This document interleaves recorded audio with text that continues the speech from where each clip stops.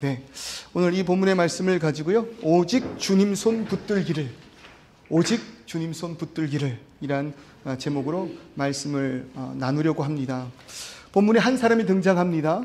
한 사람이 등장하는데요, 여러분, 마태복음에는 이 사람을 젊은이라고 그렇게 이야기를 해요. 젊은 청년. 그럴 때 누가복음에도 똑같은 그 상황, 그 장면, 그 사건이 일어나는데 누가복음에서는 이 사람을 관원이라고 이야기를 합니다.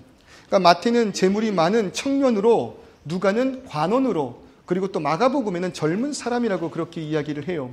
그래서 흔히 이 사람을 우리가 뭐라고 이야기하냐면 젊은 부자 관원이라고 그렇게 이야기를 합니다. 젊은 부자 관원. 약간 엄마 친구 아들, 약간 이런 느낌 아닙니까? 젊은 부자 관원. 여러분, 정말 다 가지고 있는 사람 아닙니까? 부자인데 명예가 있습니다. 권력이 있습니다. 그런데 젊기까지 합니다. 여러분, 다 가진 사람이에요. 세상에 부러울 것 하나 없는 그런 사람 같다 이겁니다. 부족함이 없어 보입니다. 그런데 그런 사람이요, 예수께 나와 무릎을 꿇었다. 성경은 그렇게 이야기합니다. 흔히 종교를 붙드는 사람들을요, 이렇게 이야기를 해요. 참 연약한 사람이야. 심령이 약하거나 의지할 것이 필요한 그런 사람들이야. 그렇기 때문에 종교를 갖는 거야. 그렇기 때문에 교회에 가는 거야. 그렇기 때문에 찬양하는데 막 울부짖으며 찬송하는데 눈물 흘리는 거야. 어쩌면 오늘 여기 앉아 계신 분들 가운데 그런 눈물의 찬송을 부르는 성도님들을 보면서, 야, 뭐가 저렇게 의지가 부족하게 눈물을 흘릴까? 뭐가 그렇게 문제가 많고 힘들고 어려운 일이 많기에 저렇게 찬송하는 것일까? 부르짖을까? 생각하는 분 있을지도 모르겠습니다. 그런데 여러분, 결코 그렇지 않다는 것입니다. 여러분, 사람은요, 어떤 존재인가 하면 영적인 존재라는 거예요. 여러분, 사람은요, 육신의 배부름 또한 풍족하여 살아갈 수 있지만 영적인 존재로서 그 심령이 채워지지 않으면 언제나 부족함을 느끼고 만족감이 없는 그런 존재라 이것입니다. 그러니까 늘 불안이 우리 가운데 있는 것이 아닙니까? 어떠한 환경이 된다 하더라도 여러분, 그 염려와 불안이 떨쳐질 수가 없는 거예요. 그러니 보세요. 여러분, 정치인을 보시라고요. 그들이 무식한 사람들입니까? 가끔 그런 행동을 할 때도 있지만 여러분, 그들이 무식하고 명예가 없는 그런 사람들입니까? 앞뒤 구분 못한 사람들입니까? 여러분, 사람들에게 인정받고 그 자리까지 올라간다는 것 하나만으로요, 대단한 사람들 아닙니까? 그런데 여러분, 그렇게 대단한 사람들도요, 여러분, 점집을 드나든다는 거 아니에요? 밥 먹듯이 드나든다잖아요. 한치 내일 앞을 모르기에 점집을 가서 다음 선거는 어떻게 될 것 같습니까? 내가 어느 당으로 가야 되겠습니까? 내가 손바닥에 무엇을 그려야 당선되겠습니까? 여러분, 그들도 그러지 않냐는 거예요. 여러분, 부족함과 불안, 그것을 보고 비웃지 마세요. 오히려 부족함과 불안을 인정하는 것, 그것이 바로 겸손의 시작일 줄을 믿습니다. 여러분, 그런 의미에서 이 젊은 부자 관원은요, 정말로 대단한 사람인 거예요. 젊고 부자고 관원인데 거기에다가 예수께 나와서 무릎을 꿇을 수도 있는 자라는 뜻이잖아요. 무릎을 꿇었다. 사람들이 보고 있는데도 이 사람이 나와서 무릎을 꿇었다. 여러분, 대단한 것 아니겠습니까? 여러분, 그 무릎에 의미하는 것이 무엇입니까? 겸손입니다. 순종입니다. 예수 앞에서 겸손하기를 원한 거예요. 예수 앞에서 그가 하시는 말씀에 순종하고자 하는 그런 표현입니다. 당신의 말을 듣고 순종하겠습니다. 여러분, 이 시대에 우리의 삶 가운데 좀 이런 모습이 있었으면 좋겠어요. 오늘 이 시대는요, 정말로 모든 것을 다 알 수 있는 시대입니다. 그러다 보니 착각을 해요. 내가 그 모든 것을, 모든 진리를, 모든 지혜를 다 붙들고 있는 사람이라고. 무슨 말이냐면요, 남의 말에 쉽게 귀를 기울이지 않는다 이거예요. 여러분, 우리가 이미 지금 교회에 모였습니다. 부족하지만 목회자가 하는 그 말씀에 여러분 귀 기울여 주시기를 소원합니다. 제 경험 이야기하는 거 아닙니다. 제 상황 이야기하는 거 아닙니다. 제가 살아온 인생 가운데 어떤 조언을 감히 인생의 선배님들, 저보다 훨씬 더 많은 것들을 공부하고 아시는 분들께 여러분 자랑코자 이야기하는 것 아닙니다. 부족하지만 말씀을 통하여서 하나님께서 우리에게 허락하신 그 은혜, 그 진리를 선포하기 위해 노력하고 있으니 여러분 오늘 겸손한 그 마음으로 젊은 부자 관원과 같이 이 메시지에게 귀 기울여 보시기를 소원합니다. 여러분 예수께 나와서 묻기는 잘해요. 주님 어떻게 해야 돼요? 어디로 갈까요? 참 쉴 틈 없이 기도는 잘해요. 그런데 듣지는 않으려고 할 때가 많아요. 그럴 때 여러분 무릎 꿇어 보시길 바랍니다. 그리고 말씀에 좀 귀 기울여서 우리가 충분히 하나님께 구하였다면 하나님께서 우리에게 말씀하시는 그 뜻 앞에 무릎 꿇고 순종할 수 있는 우리가 되기를 소원합니다. 하나님의 뜻에 간구할 때 우리의 자세 뭐라고요? 무릎 꿇는 자세, 순종의 자세라는 것입니다. 그렇게 나온 이 사람이요, 겸손한 자세로 무릎을 꿇고 묻습니다. 선한 선생이요.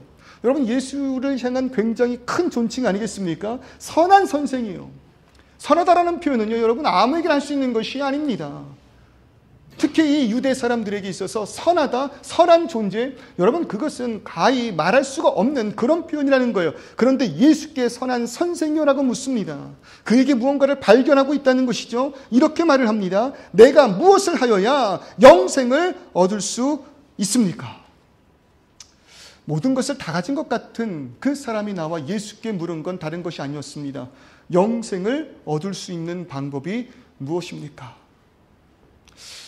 누군가들은 이 말씀을 보면서 야, 참 욕심도 많다. 젊은 놈이 뭘 영원히 살려고 저러는가 그렇게 생각해 볼 수도 있겠지만요.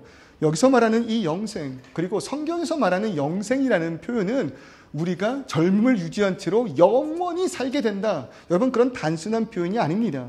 영생을 얻는다라는 표현은요, 당시 그 유대 사상 안에서 어떤 표현이냐면 시편 14편 5, 6절 말씀을 보면 이렇게 기록이 되어 있어요. 그러나 거기서 그들은 두려워하고 두려워하였으니 하나님이 의인의 세대에 계심이로다. 그러니까 두려워하고 있는 자리에 선 그들에게 뭐라고 말씀했다는 거예요? 하나님이 의인의 세대에 계신다. 그렇게 말을 하고 있다고요. 그래서 너희가 가난한 자의 계획을 부끄럽게 하나 오직 여호와는 그의 피난처가 되시도다. 여러분 이 말씀이 시편 14장의 말씀이고 14편의 말씀이고, 그리고 요 사상이요 유대인들에게 영생의 개념이라는 거예요. 악한 세대에 있으나, 가난한 세대에 있으나 그들에게 하나님의 세대가 있다는 거예요. 하나님의 의의 세대가 있다는 거예요. 그것이 유대인들이 말하는, 그리고 성경이 말하는, 크리스찬들이 말하는, 성도가 말하는 하나님의 나라인 것입니다. 그러니까 그가 영생을 구합니다. 이거는요 지금 어떻게 하면 피부주름 하나 생기지 않고 영원히 살 수 있겠습니까가 아니라 어떻게 하면 의의 세대로 내가 나아갈 수 있겠습니까? 어떻게 하면 내가 하나님의 나라로 나아갈 수 있겠습니까? 어떻게 하면 두려워하고 두려워하는 세대가 아니라 하나님께서 허락하시는 의의 세대로 나아갈 수 있겠습니까? 여러분 하나님 나라의 정의가 무엇입니까? 이 바실레이아라고 이야기하는 하나님의 나라라는 것은요, 하나님께서 통치하시고 다스리는 땅입니다. 여러분 우리는요 어떤 정치인을 뽑음으로 인해서 기대를 하고 소망을 품어요. 그가 통치함으로 인하여 내 지역이 평안해지기를, 그가 통치함으로 인하여 이 나라가 건강해지고 안녕을 이루기를. 여러분 그럴 때 성경은요 누가 왕이어야 하는가를 우리에게 계속적으로 선포한다는 것입니다. 너희가 뽑은 사울이 있어. 그러나 내가 너희에게 허락한 다윗이 있어. 누가 너희를 다스릴 때 너희는 평안을 누렸느냐? 누가 너희와 함께하고 너희가 누구 아래 있을 때, 누가 너희를 다스릴 때, 통치할 때 너희의 삶에 진정한 평안과 만족이 있느냐? 그럴 때 여러분 크리스찬들은요 소망하는 게 있는 것입니다. 믿고 있는 게 있는 것입니다. 하나님이 다스려야 이 땅 편안합니다. 하나님의 말씀만이 오직 이 땅 가운데 참된 소망 되시며 우리의 연약함 가운데 피할 피난처 되십니다.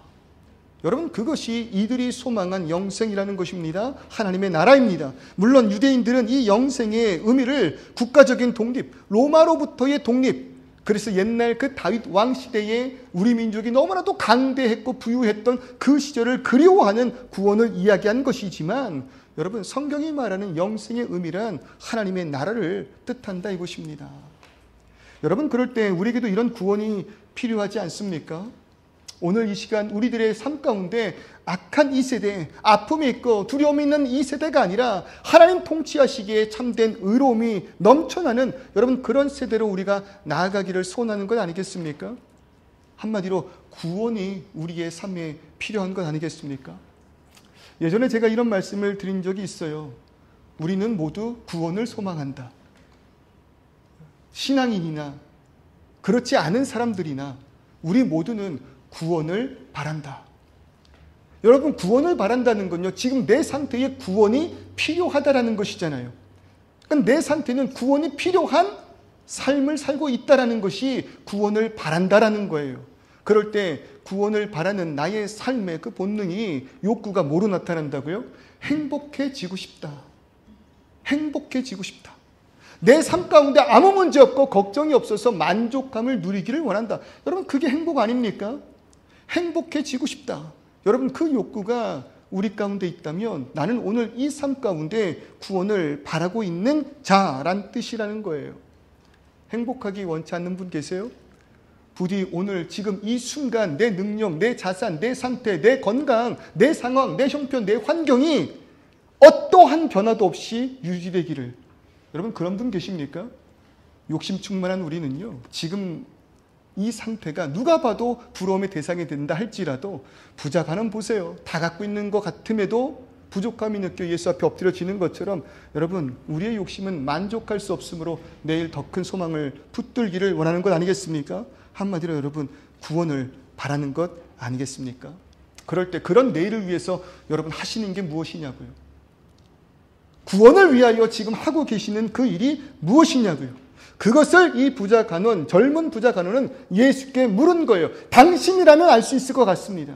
당신이라면 나를 구원할 수 있는 그 방법, 내가 하나님 나라를 향하여 나아갈 수 있는 그 방법을 알 수 있을 것 같습니다. 알려주십시오. 여러분 이것이 오늘 나의 질문 되기를 소원합니다.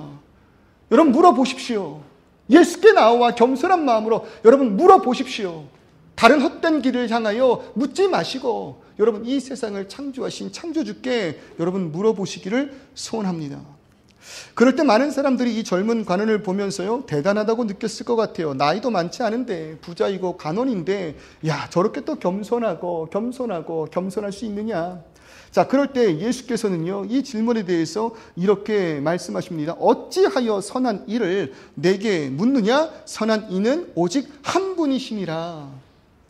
네가 지금 선을 바라는데 선을 통하여 참된 의로움을 가지고 하나님 나라로 향하기를 원하는데 선한 것이 어떻게 행동이 될 수 있겠느냐. 선한 것은요 여러분 존재예요. 존재. 그 선한 존재가 누구예요? 오직 한 분 하나님밖에 없느니라. 네가 참된 의로움을 얻기를 원한다면 너는 하나님께로 나아가야 한다. 네가 참된 그 의로움을 얻기 위해서라면 하나님 안에 속해져야 한다. 그것이 뭐라는 거예요? 그러기에 너희에게 허락한 그 율법을 너는 어떻게 지키고 있느냐? 그렇게 물었다는 거죠. 그럴 때 이 계명에 대하여 부자 청년이 뭐라고 이야기합니까? 어떤 계명을 지키고 있다고 묻는 것입니까? 그러자 예수 이렇게 말씀하십니다. 살인하지 말라, 간음하지 말라, 도둑질하지 말라, 거짓 증언하지 말라, 부모를 공경하라, 이웃을 너의 자신과 같이 사랑하라. 십계명의 후반부를 선포하셨다고요. 너희 이 계명을 지키고 있느냐?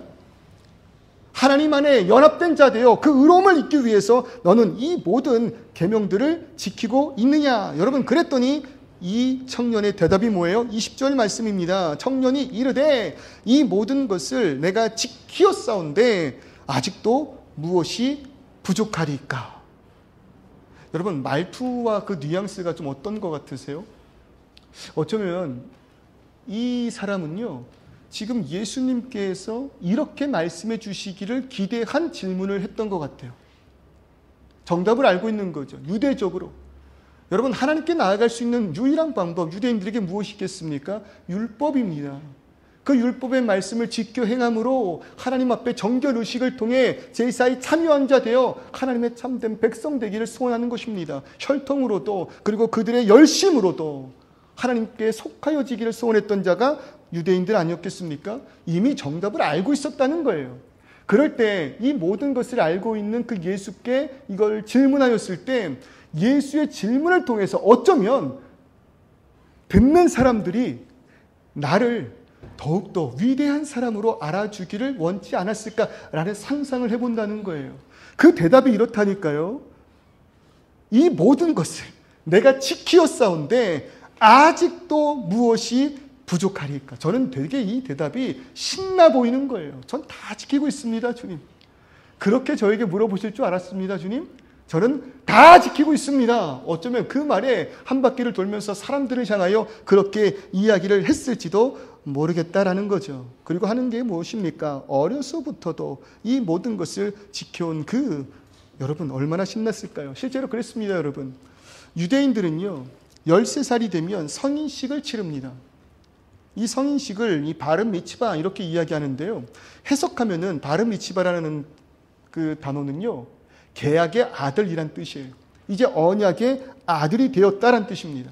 그러니까 13세가 되기 전까지는 그 아이의 이 모든 율법적 그 행동이 누구의 책임으로 되어 있어요? 부모의 책임으로 있는 거예요. 그러니까 부모가 그 아이를 마음을 다하고 뜻과 정성을 다해 잘 양육하고 가르쳐야 돼요. 여러분, 우리가 그렇게 해야 될 줄 믿습니다. 우리에게 지금 자녀들이 있다면요, 여러분 그 자녀를 하나님께로 온전히 인도해야 할 책임이 누구에게 있다고요? 그 부모에게 있어요. 여러분, 교회에 있지 않습니다. 선생님에게 있지 않습니다. 여러분, 부모에게 있습니다. 목사에게 맡기면 모든 것이 끝난다고 생각하시면 결코 안 됩니다. 교회만 될 거면 교회에서 다 모든 것들을 교육하겠지. 여러분, 그렇게 생각하면 안 된다는 거예요. 부모가 정말로 자신이 믿고 있는 바를 자녀들에게 잘 가르쳐야 할 줄 믿습니다. 그것이 의무예요. 그러다가 13세가 되면 이 바르미츠바 성인식을 행합니다. 이제는 이 율법에 대하여 성인식을 통해 그가 온전히 책임을 지겠다는 뜻입니다. 책임질 나이가 되었다는 거예요. 그때부터 여러분, 이들의 그 율법적 삶은요, 가히 상상도 못할 정도로 철저하게 모든 것들을 지켜나갑니다. 그 율법을 지키는데요, 여러분, 목숨을 건다니까요. 그뿐만 아닙니다. 구제에도 심습니다. 통상 소득의 10분의 1은 구제금으로 사용했다니까요. 정말 하나님의 그 말씀 10계명을 잘 지키기 위하여 여러분 그 계명을 300개 이상으로 분리하여 철저하게 말씀을 따르고자 했던 자들이 여러분 유대인들이었다니까요. 가끔 우리가 막 율법주의자 이런 말 하는데 여러분 그거 함부로 할 수 있는 얘기 아니에요. 얼마나 그들은 그 율법을 철저하게 지켰는데, 얼마나 그러기에 자부심을 느끼며 살았는데. 그런데 여러분, 이들의 이런 철저한 율법주의라는 것이요, 결단코 하나님 앞에서 거룩한 백성으로서의 구별의 모습은 아니었던 것 같아요. 왜냐하면 그런 율법을 지켜나가는 바리새인들에게 예수께서는 외식하는 자라는 호칭을 붙여주셨기 때문 아니겠습니까? 영생을 얻을 자격이 있는 어떠한 지위와 자격을 얻기 위한 발버둥이었다는 거죠. 영생을 얻을 만한 자신들의 행위가 충분히 그렇지 못한 자들과 비견되어서 내가 더 돋보이기를 소원했다는 거예요. 그러니까 한마디로 그 열심, 내가 하나님 앞에 구원받을 자격이 충분히 있다 라는 그런 자부심의 신앙이었다는 거죠. 그러니 저는 어렸을 때부터 이 모든 율법을 다 지켜 행하였습니다. 얼마나 제가 나름 괜찮게 살아왔는지 몰라요. 그렇게 자부하고 있는 자를 예수께서 좀 치근히 바라보시는 것 같습니다. 뭐라고 이야기를 합니까? 네가 온전하고자 할진대 가서 내 소유를 팔아 가난한 자들에게 주라. 그리하면 하늘에서 보화가 너에게 있으리라. 그리고 와서 나를 따르라. 여러분, 같은 말씀이 마가복음과 누가복음에도 등장하는데요, 그 청년을 사랑하셨다 이게요. 나 이 모든 거 다 지켰어요, 주님. 얼마나 자랑스러운지 몰라요. 참 잘했죠 라고 이야기하는 그 청년을 치근히 여겼다는 거예요. 그럼에도 사랑하시며 그를 마음에 품어서 그에게 진정으로 하나님 앞에 나아갈 수 있는 그 방법을 선포해 주셨다는 거죠. 그것이 뭐라고요? 내 소유를 팔아 가난한 자들에게 주라. 그리하면 하늘에서 보화가 너에게 있으리라. 지금 자신이 가지고 있는 것을 가난한 이들에게 나눠주면 여러분 뭐라는 거예요? 하늘에 보화가 쌓이겠다는 거예요. 오늘 내 주머니가 아니라 하늘에 보화가 쌓이겠다. 여러분, 한 가지 부족한 것이 있다는 것입니다. 한 가지 부족한 것이 있다는 거예요. 희한한 거는요, 율법이라는 거는요, 99% 순종으로 그 모든 것을 다 이루어냈다고 하더라도요, 그 한 가지, 바로 그 한 가지가 잘못되면 그것은 틀려버린 것입니다. 그것은 실패한 것이 됩니다. 99%의 순종으로 나아간다 할지라도요, 그 1%를 완성하지 못하면 그것은 온전한 의로움이 결코 아니다라는 거예요. 딱 한 가지예요. 이것만 한다면 너는 의로움을 입을 수 있다는 거죠. 근데 여러분, 불가능한 거잖아요. 22절에 그 말씀 보십시오. 그 모든 것을 다 지켜 행하였고 자부심 많았던 그 청년이 뭐라고 이야기합니까? 재물이 많음으로 예수의 그 말씀을 듣고 근심하며 돌아가더라. 영생을 구하러 나왔습니다. 그 청년의 표정 상상해 보십시오. 자부심 가득한 의기양양한 그 표정 상상해 보십시오. 생각한 대로 예수께서 질문하실 때 모든 율법을 지켰다 말하며 주변 사람들을 바라볼 때의 그 뿌듯함, 여러분 생각을 해 보십시오. 그런데 예수께서 그렇다면 그 소유를 팔아 다 나눠주고 너는 하늘의 보화를 쌓았으면 좋겠다라는 그 말에 여러분 근심했다는 것입니다. 근심했다는 거예요. 이유가 뭐라고요? 재물이 많았기 때문에. 만약에 저에게 그런 질문을 했다면요, 여러분 너무 쉬웠을 거예요. 그런데 재물이 많았기 때문에 그러지 못했다라는 것이죠. 여기 계신 분들 중에요, 지금 예배 은혜를 누리러 오셨다가 이 말씀이 조금 부담이 되는 그런 분들 있을지도 모르겠습니다. 여러분, 재물 있으면 안 됩니까? 아무도 아멘 안 하시잖아요. 여러분, 재물이 있으면 안 됩니까? 이왕 있는 거 여러분 부자 되면 안 됩니까? 생각해 보면은요, 성경에도 부자들이 있잖아요. 아브라함 부자였습니까? 아니었습니까? 아브라함 부자였습니까? 아닙니까? 아브라함 부자였습니다. 거부였습니다. 사병이 300명이 넘는 사병을 소유한 자가 여러분 아브라함이었습니다. 요셉은 부자 아니었습니까? 야곱은 또 아니었습니까? 여러분, 구약의 이 모든 인물들 중에 여러분 부자가 아니었던 사람들이 별로 없어요. 구원의 역사 가운데 하나님께 칭찬받은 자들 중 부자가 참 많았다라는 거죠. 아마 그럴 때 이런 말씀을 듣고 있는 여러분 제자들도요, 의구심이 생겼는지도 모르겠다는 거죠. 하나님, 주님, 나의 선생이시여. 이상합니다. 성경에는 이런 부유함이 하나님의 복임을 이야기하고 있지 않습니까? 그래서 우리의 조상들이 이런 하나님께로부터 받은 부요함을 누리며 그것을 복이라고 생각하지 않았습니까? 오히려 여러분, 성경을 보면 가난한 그런 사람들은 은혜 밖에 있는 자들이라고 여길 정도였다니까요. 그러니 이 청년도 자신이 부유하기 때문에 하나님께 많은 은혜의 복을 받은 자였다라고 스스로 자부하고 있었는지도 모르겠다는 거죠. 은혜를 많이 받았다. 우리 그런 표현 잘 쓰잖아요. 나의 삶에 참 감사가 넘쳐. 난 정말 은혜 받은 자야. 그럴 때 내가 가진 그런 많은 소유들을 통해서 우리는 그런 고백을 하고 있잖아요. 그런데 오히려 지금 그것들이 뭐라는 겁니까? 하나님 나라에 들어가는 것을 방해하고 있을지도 모르겠다는 것 아니겠습니까? 그렇게 근심할 때 이것이 그 청년의 근심만이 아니었던 것 같습니다. 제자들도 의아하게 예수를 쳐다보고 있을 때 23절의 그 말씀 이렇게 이야기합니다. 내가 진실로 너희에게 이르노니 부자는 천국에 들어가기가 어려우니라. 더 심한 말씀을 뭐라고 하시냐면요, 24절입니다. 다시 너희에게 말하노니. 지금 벙쪄 있는 것 아니겠습니까? 부자가 천국에 들어가기 어렵다라는 말에 한 번 더 벙쪄 있는 제자들. 그러니 다시 너희에게 말하노니. 낙타가 바늘기로 들어가는 것이 부자가 하나님의 나라에 들어가는 것보다 쉬우니라. 여러분, 이렇게 말하고 있다는 것입니다. 어떤 분들은 마음속에 쾌재를 외치고 있고 어떤 분들은 근심하고 낙심하여 지금 빨리 이 자리를 피해 나가기를 소원하는 분들도 계실지 모르겠어요.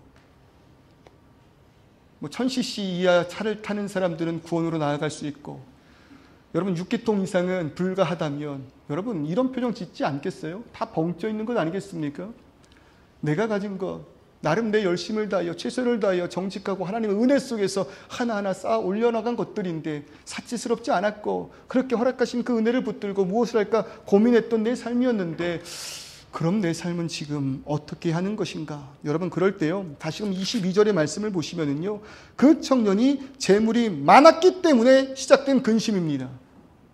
그런데 여기서 말하고 있는 재물이 많다라고 이야기할 때 이 많음의 단어가 헬라어로 에코라는 단어인데요. 그 뜻의 원어를 보면 붙잡다라는 뜻이에요. 움켜쥐고 있다라는 뜻이에요.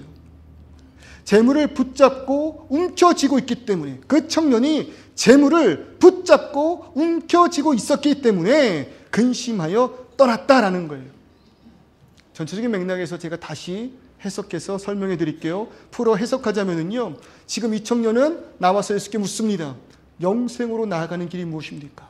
내 삶에 진정한 구원이 필요합니다. 특별히 하나님의 나라를 향하여 내가 나아가기를 소망합니다. 나는 모든 율법을 다 지킨 그러한 자입니다. 자격이 있지 않습니까? 라고 이야기할 때 예수께서 말씀하셨다고요. 그 손을 놓고 넘어와라라는 거예요. 여러분, 작은 호리병에 음식을 넣어놓고 원숭이들을 유혹합니다. 그러면 원숭이들이요, 그 호리병에 있는 음식을 먹기 위해서 다가와서요, 그 호리병에 손을 집어넣는데요. 그리고 그 호리병에 있는 음식을 붙잡는 그 순간 사람들이 먹이를 먹으러 온 원숭이를 붙잡는다는 것입니다. 생각해보면 이해가 안 돼요. 사람보다 훨씬 더 민첩하고 재빠른 그 원숭이, 사람들이 올 때 도망갈 수 있잖아요. 그런데 도망가지 못하고 붙들린다는 거예요. 왜요? 호리병에 손을 넣어 그 먹이를 붙들고 있는 그때 그 손이 빠져나오지 못하기 때문에, 붙들고 있기에 못 도망가는 거예요.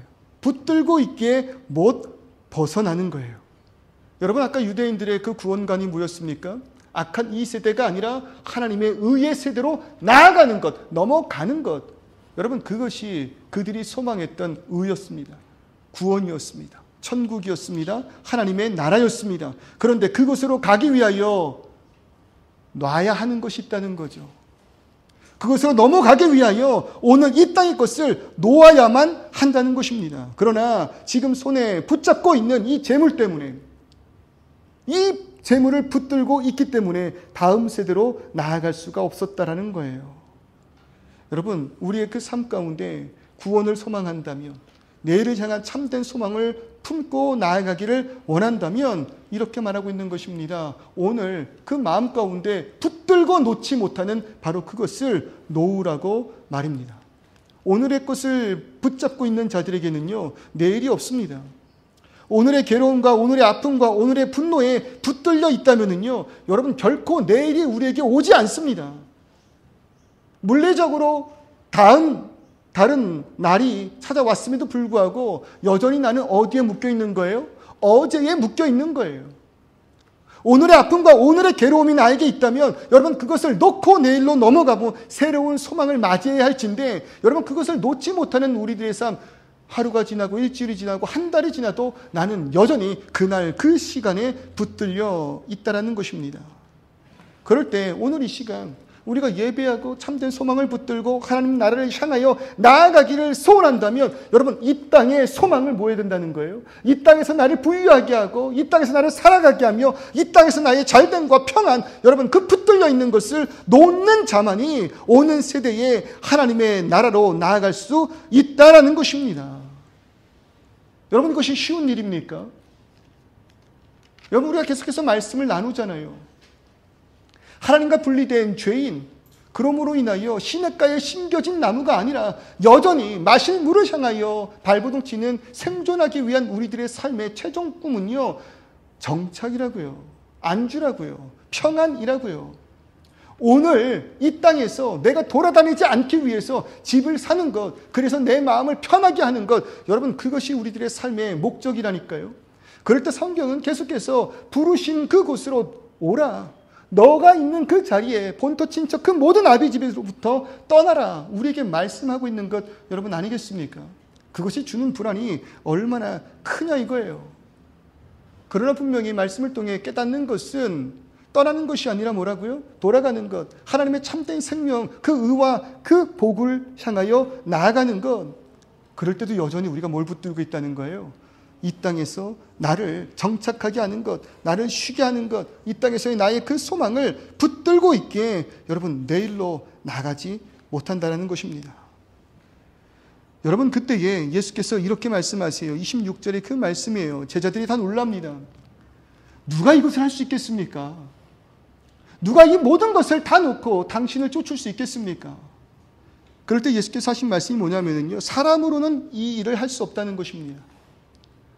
오늘 한낱 그 괴로움에 족한 인생을 살고 있고 오늘의 내재된 그 자원 안에서 살아가고 있는 우리는요, 내일의 소망을 쉽게 품을 수 없다는 거예요. 사람으로는 할 수 없지만 하나님으로서는 하실 수 있다는 것입니다. 왜요? 하나님께서 우리에게 허락하시는 것이 오늘 하루의 삶의 끝이 아닌 예수 안에서 참된 그 영생의 능력을 우리에게 허락하시기 때문에. 그러니 하나님께서 하실 수 있다는 건 무엇입니까? 하나님께서 우리에게 허락하신 그 천국의 비밀을 아는 자만이 오늘의 정욕과 염려와 불안과 두려움을 놓고 온전한 믿음으로 내일의 소망을 향해 다가올 하나님의 나라를 붙들 수 있다라는 것입니다. 여러분, 제가 요즘 즐겨보는 예능 프로그램이 하나 있어요. 이혼 숙녀 새로 고침이라는 그런 예능인데요. 부부의 사이가 너무 안 좋아서 숙녀 기간을 갖고자 신청해서 이제는 그 가운데 자신의 일상을 모니터로 확인도 하고 내가 뭘 잘못했는지 또 깨닫기도 하고 상담가들을 통해서 전문가들을 통해서 또 변호사를 통해서 상담받고 그 숙녀 기간을 통해 회복되는 사람들도 있고 결국에는 또 갈라지는 그런 커플들도 있는 그런 프로그램이에요. 근데 참 재밌는 것 중에 하나가 뭐냐면 이 부부의 관계의 무너짐 속에서 어떤 일들이 있냐면 결혼할 때 그 남자가 자신에게 빚이 있다라는 것을 속이고 결혼한 그 상처가 있는 거예요. 이미 결혼한 시간이 오래됐어요. 아이도 있어요. 그런데 여전히 그 여자분의 마음속에 결혼할 때 이 남편이 자신이 빚이 있다는 것을 속이고 결혼한 그 분노 때문에 벗어나지를 못하고 있는 거예요. 그래서 변호사를 만납니다.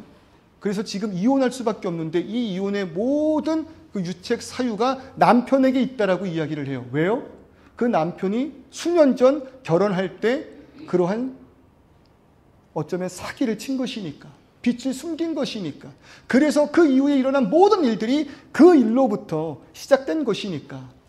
근데 변호사가 되게 놀라운 말을 합니다.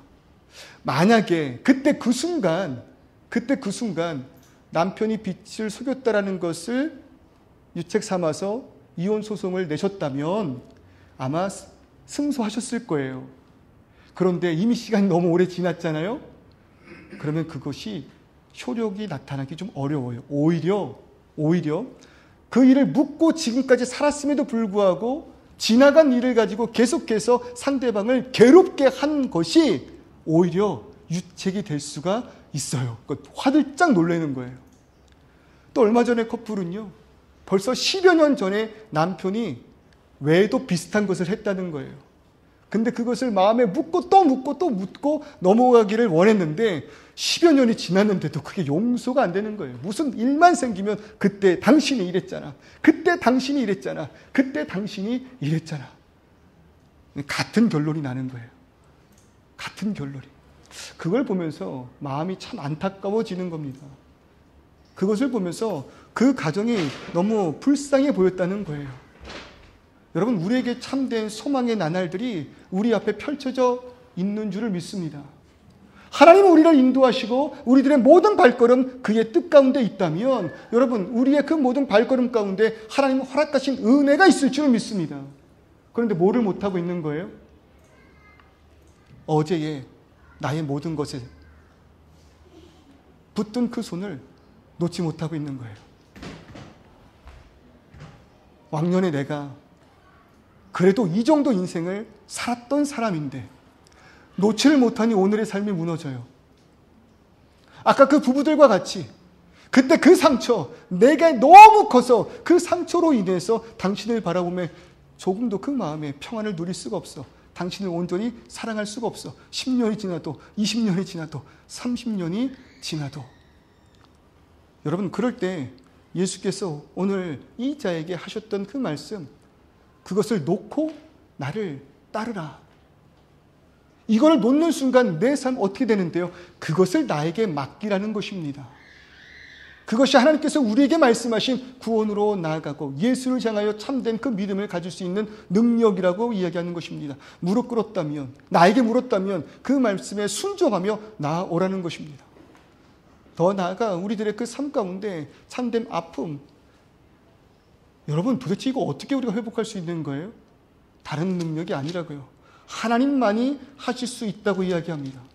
남편이 미안하다고 사정을 하고 심리극을 통해서 그 부부의 모든 관계를 회복하기 위해서 최선의 노력을 다했음에도 불구하고, 그래서 그 순간 서로 울며 끌어안고 사랑해보자, 사랑하기를 위하여 노력해보자 다짐하고 또 다짐했지만 3개월이 지났는데 이혼했다는 기사가 뜨더라고요. 여러분, 안 되는 거예요. 그토록 내가 붙들고 있는 것을 놓는다라는 것은 사람의 힘과 능력으로는 부족하다는 것입니다. 그런 의지를 기대하지 마십시오. 여러분들의 힘과 능력과 경험을 너무 자신하지 마십시오. 다만 누구나 하실 수 있다고요? 하나님은 하실 수 있다는 거예요. 왜냐하면 하나님께서 우리에게 보여주시는 내일이 우리의 그 모든 삶을 통틀어서도 더 좋은 참된 소망의 나라이기 때문에. 그래서 계시록 21장 3절 4절은 우리에게 이렇게 이야기합니다. 보라, 하나님의 장막이 사람들과 함께 있음에 하나님이 그들과 함께 계시리니, 이것이 하나님께서, 예수께서 그들에게 말한 하나님의 나라예요. 그들은 하나님의 백성이 되고 하나님은 친히 그들과 함께 계셔서 모든 눈물을 그 눈에서 닦아주시니. 여러분, 누가 닦아주신다는 것입니까? 하나님 닦아주신다고 말씀하십니다. 그러니 다시는 사망이 없고 애통하는 것이나 곡하는 것이나 아픈 것이 다시 있지 아니하리니. 처음껏 내가 붙들고 있었던 모든 것, 그 상처, 그 아픔, 나의 부귀와 그 모든 영화, 그것이 나를 권하는 것이 아니라 그러한 모든 것들이 다 사라짐에 하나님께서 우리에게 새로운 날, 새로운 나라를 허락해 주시겠다. 여러분, 그러니 제자들의 마음이 무엇입니까? 27절의 그 말씀, 이에 베드로가 대답하여 이르되 보소서, 우리가 모든 것을 버리고 주를 따라 싸운데 그런즉 우리가 무엇을 얻으리이까? 너희에게 이르노니 세상이 새롭게 되어 인자가 자기 영광의 보좌에 앉을 때에 나를 따르는 너희도 12 보좌에 앉아 이스라엘 12지파를 심판하리라. 여러분, 그 소망 붙든 자가 손을 놓을 수 있다는 것입니다. 그 소망 붙든 자들만이 예수의 말씀 앞에 엎드려져서 오늘의 한낱 괴로움 족한 괴로움으로 알고, 그럼에도 불구하고 하나님 나에게 허락하시는 내일의 참된 승리를 붙들며 나아갈 수 있게 된다는 것입니다. 여러분, 이 시간 우리 손에 있는 거 한번 놓아봅시다. 다른 것이 아니잖아요. 다른 것이 아니잖아요. 내가 진실로 너희에게 이르노니 너희의 소유를 팔아, 지금 붙들고 있는 것을 팔아 가난한 자들에게 나눠주라. 그거 없어도 된다는 것이에요. 다만 그 손을 놓는 그 순간 하늘의 보화가 내게 있으리라. 네가 가고자 하는 그 땅에 너의 소유가 있으리라. 오늘 이 시간 그 하나님의 나라가 우리들의 참된 소유 되기를 주님의 이름으로 축원합니다. 여러분, 손 한번 보세요. 무엇을 붙들고 계신지는 잘 모르겠지만 여러분, 우리가 다음 세대로 나아가기 위해서, 다음 나라, 하나님의 나라로 나아가기 위해서 이것을 놓아야 할 줄 믿습니다. 놓지 못하겠죠. 내가 어떻게 붙들고 있는 것인데. 그러므로 인해서 여러분, 원숭이가 붙잡힌 것처럼 우리들의 인생이 사단에게 붙들려 있는 것 아니겠습니까? 여러분, 부부가 함께 살면서 소원하는 건 다른 거 아니잖아요. 행복이잖아요. 행복하려면 놓아야 될 것들이 있습니다. 용서해야 될 것들이 있습니다. 벗어나야 되는 것들이 있습니다. 그런데 여러분, 그게 쉽습니까? 쳐다만 봐도 우라가 치미는 그 상처가 회복될 리가 있겠습니까? 그럴 때 그런 기도 해보셨어요? 주님, 이 상처를 놓을 수 있게 해주세요. 주님, 이 상처를 놓을 수 있게 해주세요. 내일의 참된 소망을 예수 안에서 발견치 못하는 이유가 무엇입니까? 여전히 나의 육신의 그 연약함 너무 크기 때문 아닙니까? 이 아픔이 너무 크기 때문 아닙니까? 그것을 내가 붙들고 내일의 소망을 바라볼 능력 없다 이야기하는 거 아닙니까? 그럴 때 우리의 눈물을 닦아주시는 주님 계심을, 나의 육신은 연약함으로 무너질지라도 하나님께서 인도하시는 그 땅, 사망이 없고 애통하는 것이나 곡하는 것이나 아픈 것이 다시 있지 아니할 그 땅을 우리에게 허락하셨다면, 여러분, 오늘 나의 그 아픔의 연약함을 놓고 주님 의지하시기를 소원합니다. 그 삶 가운데 여러 문제 있는 걸 압니다. 여러분, 그 근심과 걱정 이 시간 놓고 나를 인도하시는 주님 붙들을 때 오늘 이 시간 우리들의 모든 트라우마와 아픔과 상처와 근심과 걱정 회복되어 참된 승리를 맛보게 될 줄 믿습니다. 그러니 한번 우리 이 시간 이렇게 한번 찬송하며 고백해 볼까요? 주여 손을 꼭 잡고 가소서. 약하고 피곤한 이 몸을 폭풍을 감소 해지사 빛으로 손잡고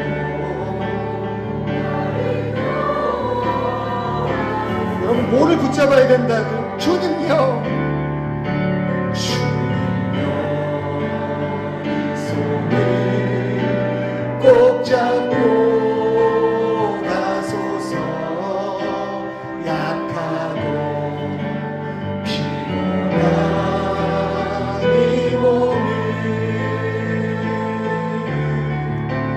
폭풍을 감속에 치사 빛으로 손잡고 나를 놓아서. 인생이 힘들고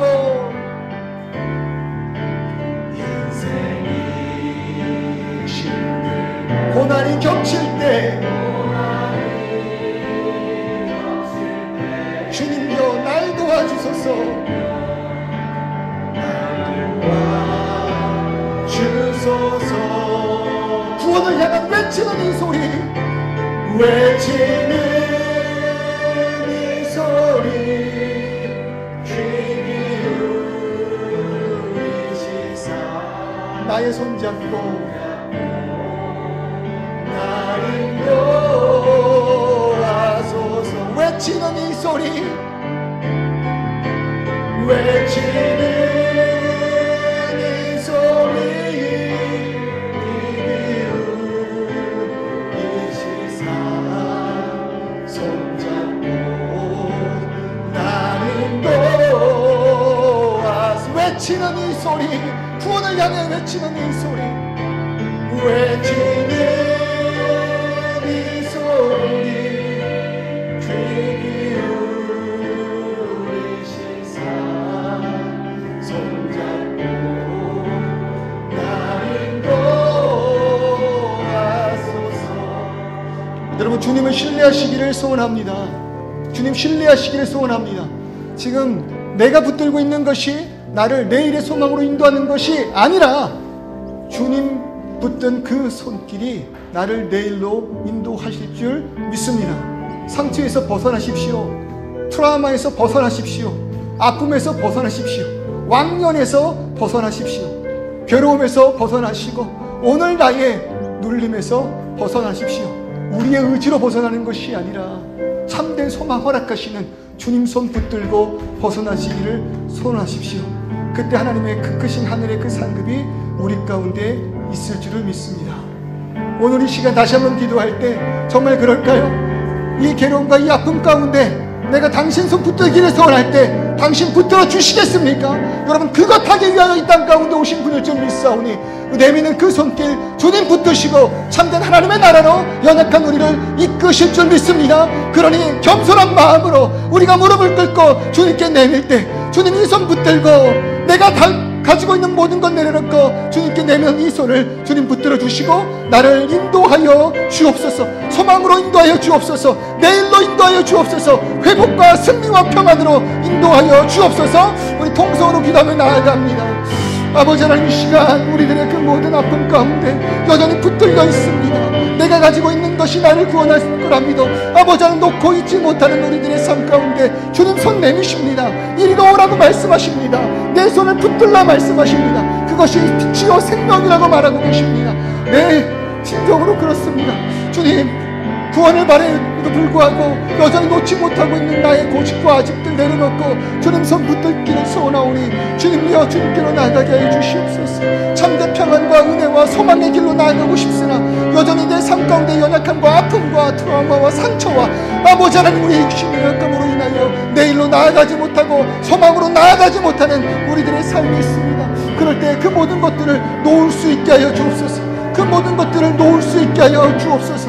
붙들고 있는 것이 많음으로 인하여 내일로 넘어가지 못하는 나의 인생이 아니요 그것을 가감히 예수 믿고 내려놓고 주님의 손 붙들고 나아가는 우리 되게 하실 때 아버지 하나님 인도하는 그 발걸음에 참된 복이 있기를 인도하는 발걸음에 참된 은혜와 평안이 있기를 주님이여 이 말씀 잊지 아니하고 주님께 다니는 아버지 하나님 시간 되게 하여 주옵소서. 모든 것을 갖춘 것 같지만 주님이 필요했던 자가 오늘 나임을 고백합니다. 우리의 인생 가운데 이러한 순간이 반드시 올 것입니다. 많은 것을 갖고 있음에도 불구하고 불안한 내일 어떻게 해야 할지 알지 못해 낭망하고 있을 때 오늘 이 말씀 기억하여 주님을 찾게 하여 주옵소서.